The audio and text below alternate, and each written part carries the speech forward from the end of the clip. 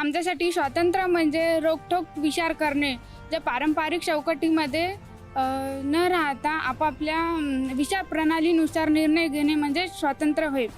आणि शिक्षणामध्ये आपल्या स्वतःच्या निर्णयावरून आपलं करिअर ठरवणे म्हणजे स्वातंत्र्य होय. एक युवकासाठी खरं तर स्वातंत्र्य म्हणजे प्रश्न विचारण्याचं ध्येय, या चुकीच्या प्रथांना विरोध करण्याची हिंमत आणि या अन्यायाविरुद्ध आवाज उठवण्याची ताकद.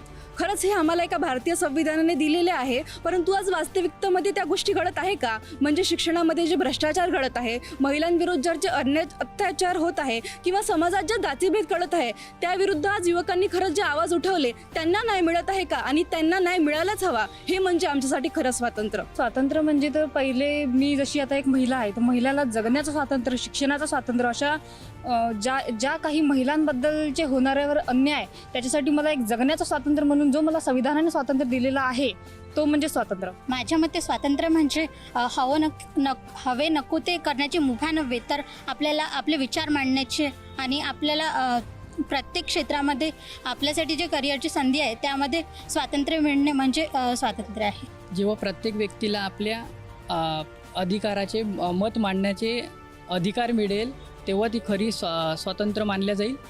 आणि शिक्षणातून वंचित न करता त्या मुलाला शिक्षणाचा अधिकार सगळ्यांना समान देतील तेव्हा खरी आपली स्वातंत्र्य दिन साजरा होईल. तर मी एक स्त्री आहे, स्त्रीच्या जगण्यानुसार मी स्वातंत्र्य याला म्हणेन की स्त्रीसाठी स्वातंत्र्य हे स्वतःच्या अस्तित्वासाठी कुणालाही परवानगी न मागता जगणं म्हणजे स्वातंत्र्य.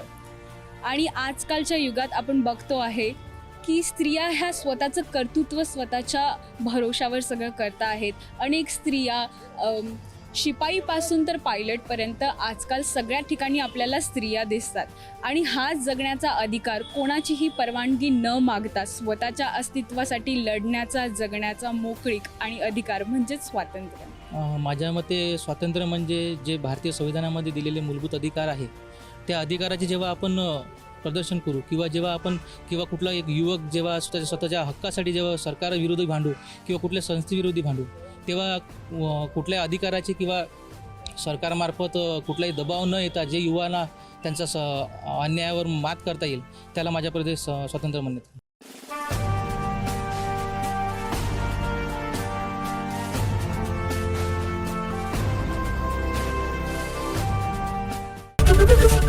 एबीपी माझा, उघडा डोळे बघा नीट.